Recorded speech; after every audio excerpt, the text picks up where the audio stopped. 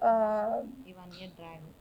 ఈ ఈ ఈ గ్యాప్‌లో వాళ్ళు కొన్ని అంటే 1 ఇయర్ డ్రాగ్ జేయాలి గదా!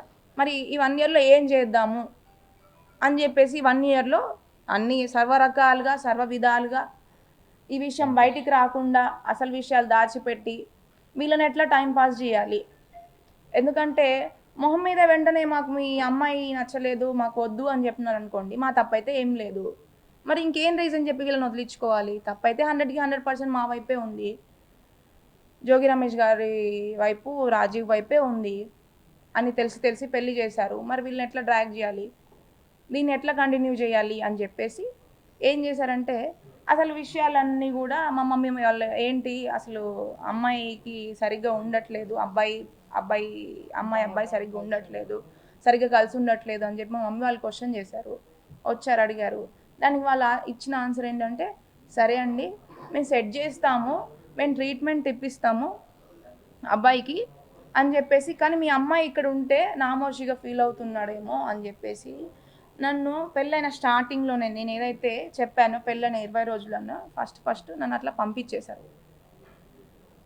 నన్ను పంపించేసి ఇంకా అప్పటి నుంచి ఇప్పటి వరకు కూడా నేను మధ్యలో ఒక వెళ్ళి ఒక చుట్టంలాగా ఒక 2 టైమ్స్ ఎళ్ళేసి వచ్చాను. దాంట్లో ఒకసారి ఏంటంటే ట్రీట్మెంట్ ఇంకెన్ని మంత్స్ పడుతుంది? ఎంత టైం పడుతుంది? ఎంత టైం వెయిట్ జేయాలి? మా మమ్మీ, డ్యాడీ గూడా కొత్తగా పెళ్ళయింది అమ్మాయికి. మరి ఎన్ని రోజులు మేము నా కూతుర్ని ఇంట్లో పెట్టుకొని మేము ఇట్లా బాధపడుతూ ఉండాలి?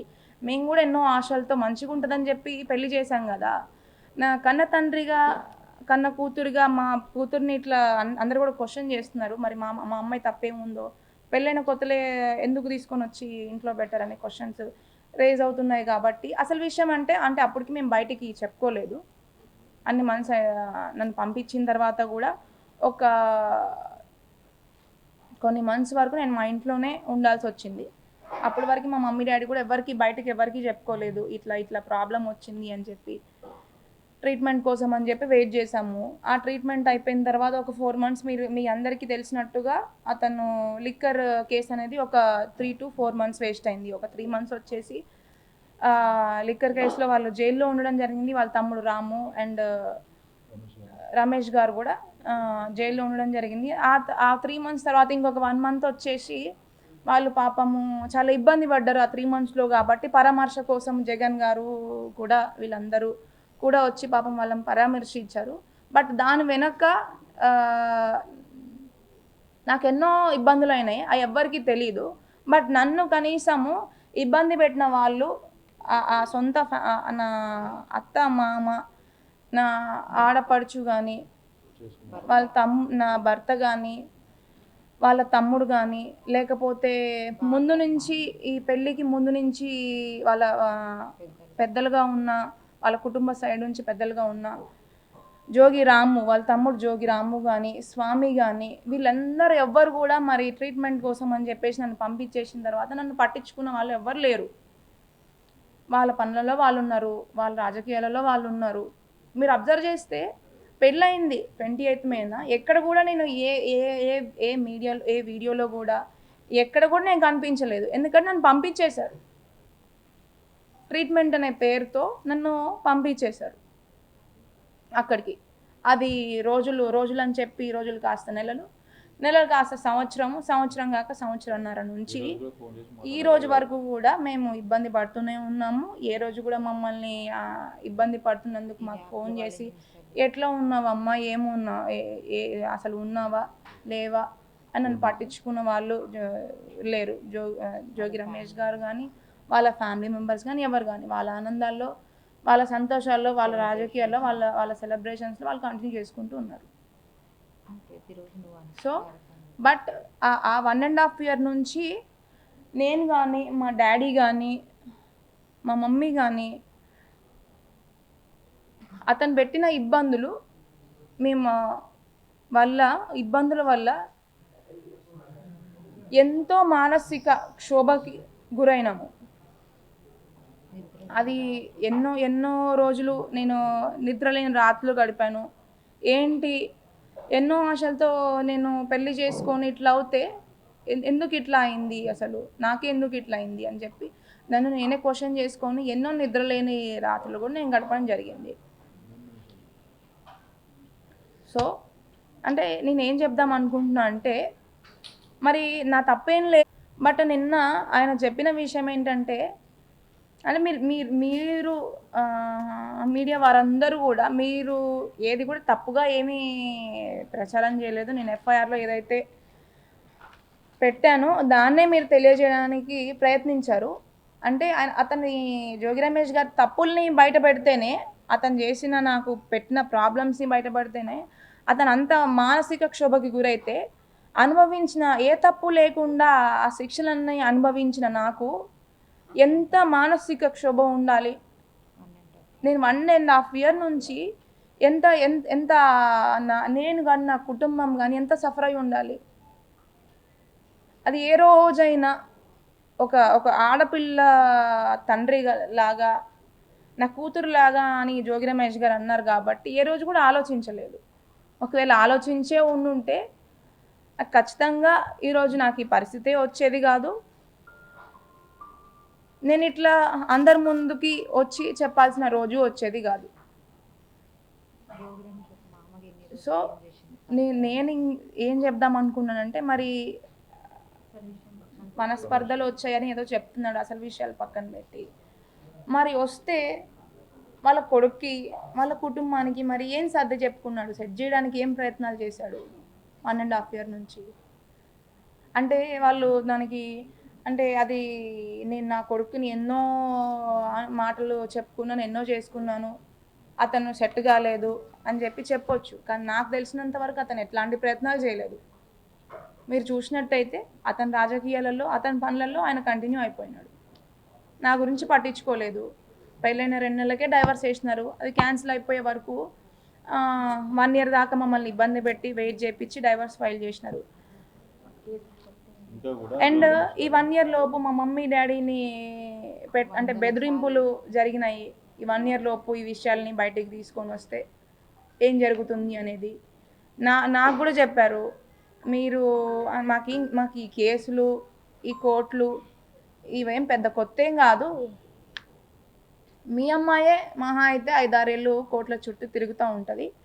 మాది పోయిందేముంది, మా అబ్బాయి ఎట్లాగో ఇంకో పెళ్లి చేసుకోవాలనే ఉద్దేశం అతనికి ముందు నుంచే లేదు.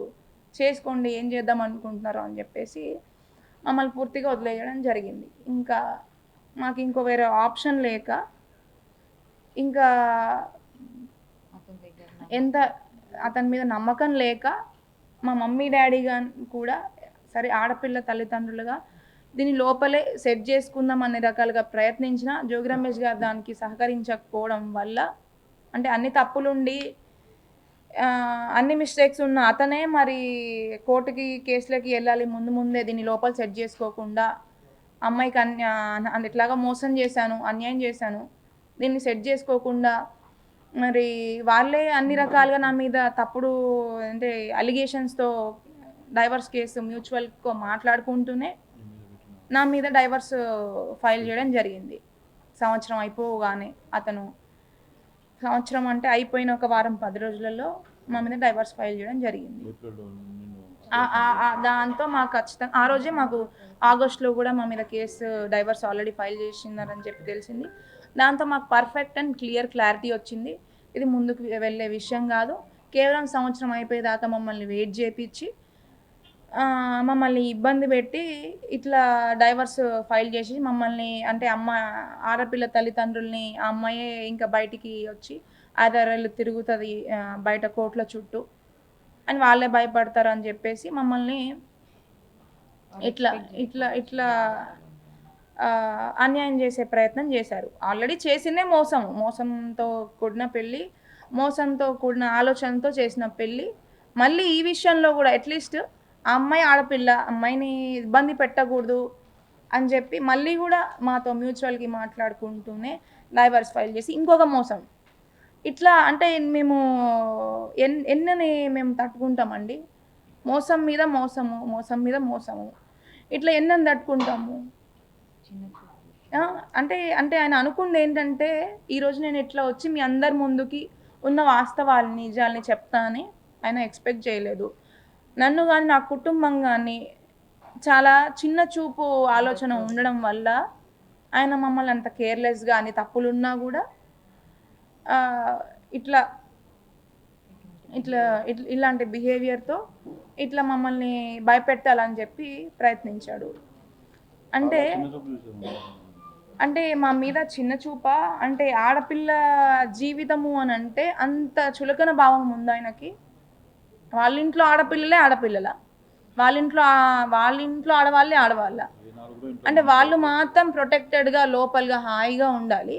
మేము మాత్రం ఇట్లా అన్యాయం జరిగింది అని చెప్పి కోర్టుల చుట్టూ లాయర్ల దగ్గరికి ఇట్లా ఈరోజు నాకు అన్యాయం జరిగింది అని చెప్పి మేము ముందుకు వచ్చి ఇట్లాంటి పరిస్థితి, ఇట్లాంటివన్నీ నాకు కలగడానికి రీజన్ ఎవరు అంటే ఖచ్చితంగా 100కి 100% Jogi Ramesh and his family members. Jogi రమేష్ని ఒక్కనే బ్లేమ్ చేయట్లేదు, నేను జోగి రమేష్ గారిని ఒక్కనే బ్లేమ్ చేయట్లేదు, వాళ్ళ కుటుంబం మొత్తాన్ని, వాళ్ళందరికీ ముందే తెలుసు ఖచ్చితంగా. దానికి సంబంధించిన ఆధారాలు, దానికి సంబంధించిన సంభాషణలు కూడా అతనికి పెళ్ళికి ముందే ఈ విషయాలన్నీ తెలుసు వాళ్ళ పేరెంట్స్కి అనే సంభాషణలు కూడా నా దగ్గర క్లియర్ ఎవిడెన్స్ ఉంది. ఇంకొక విషయం ఏంటంటే నిన్న ఇవన్నీ ఇప్పుడు నా దగ్గర ఉన్న ఆధారాలు కానీ, ఆడియోలు కానీ, వీడియోలు కానీ, ఎవిడెన్స్ కానీ నేను నా ఆడపిల్లగా నా సేఫ్టీ కోసం నేను ప్రిజర్వ్ చేసి పెట్టుకున్నాను. వాటిని కూడా అది అన్ని ఏఐ వీడియోలు అని చెప్పేసి దాన్ని అంటే ఊరికే తీసేసినట్టు తప్పుడుగా ప్రచారం చేస్తున్నారు. మరి ఇంకా కూడా నా దగ్గర క్లియర్ ఎవిడెన్స్ అనేది ఉంది నాకు. అంటే నేను పెట్టింది జస్ట్ ఒక 20% మాత్రమే. ఆ రోజు నాకు తెలీదు ఎఫ్ఐఆర్ ఫైల్ చేసేటప్పుడే ఎవిడెన్స్ కూడా ఇవ్వాలి అని చెప్పి. ఆ 20% ఎవిడెన్స్ మాత్రమే నేను ఫైల్ చేశాను, అదే బయటకు వచ్చింది. ఇంకా కూడా నా దగ్గర చాలా ప్రతి ఒక్క నేను ఎఫ్ఐఆర్లో మెన్షన్ చేసిన ప్రతి ఒక్క ఎవిడెన్స్ నా దగ్గర ఉంది. అది కూడా నేను ఖచ్చితంగా టైం వచ్చినప్పుడు మీ అందరికీ చూపిస్తాను. అది కూడా నేను అది ఏఐ వీడియోలా లేకపోతే ఏ వీడియోలు అనేది మేము చూపించిన తర్వాత ఫారెన్సిక్కి పంపించి టెస్ట్ చేయించుకోవాలని చెప్పి నేను కోరుకుంటున్నాను. అని దానికి కూడా మా దగ్గర ఉన్న వీడియో ఎవిడెన్స్ ప్రతి ఒక్కటి కూడా మేము కోర్టులో ప్రొడ్యూస్ చేశాము. అండ్ దానికి సంబంధించిన ఒరిజినల్ డివైజెస్ కూడా మేము సబ్మిట్ చేసి ప్రతి ఒక్కటి మేము లీగల్ పరంగా ముందుకు వెళ్తున్నాము. అండ్ ఈ ఇప్పటికైనా అట్లీస్ట్ జోగి రమేష్ గారు అండ్ శకుంతల గారు వాళ్ళు చేసిన మిస్టేక్స్ ఏంటి, వాళ్ళు చేసిన అన్యాయం ఏంటి, ఒక ఆడపిల్లని పెట్టిన బాధ ఏంటి అనేది కొంచెం గుర్తించి నన్ను వీలైనంత తొందరలో మీ అందరి ద్వారా నేను తెలియజేసుకోవాలి ఏమనుకుంటున్నానంటే నాకు తొందరగా దీని నుంచి విముక్తి కలిగి నేను ఒక పీస్ఫుల్ లైఫ్ని స్టార్ట్ చేద్దామని అనుకుంటున్నాను. అది జోగి రమేష్ గారు సహకరించి నాకు విముక్తి కలిగించి ఇప్పటికైనా ఆయన పెట్టిన ఇబ్బందులను ఆపేసి విముక్తి కలిగిస్తే అది అందరి సపోర్ట్తో. నాకు పెళ్ళికి వచ్చిన పెద్దలు కానీ, వైఎస్ జగన్ గారు కానీ, ఇప్పుడు ఏంటి సజ్జల రామకృష్ణ గారు కూడా వచ్చారు, అండ్ ఇంకెవరు విడుదల రజనీ గారు, పెళ్ళికి వచ్చిన పెద్దలందరూ ఇట్లా అందరూ పెద్దల సపోర్ట్ కూడా ఖచ్చితంగా ఒక ఆడపిల్లకి అన్యాయం జరుగుతుంది కాబట్టి వాళ్ళందరి సపోర్ట్తో నాకు వీళ్ళని తొందరలో నాకు న్యాయం జరిగి దీంట్లో నుంచి విముక్తి మీ హెల్ప్తో కలిగించాలని చెప్పి మేము అందరినీ కోరుకుంటున్నాము. Jogi Ramesh next plan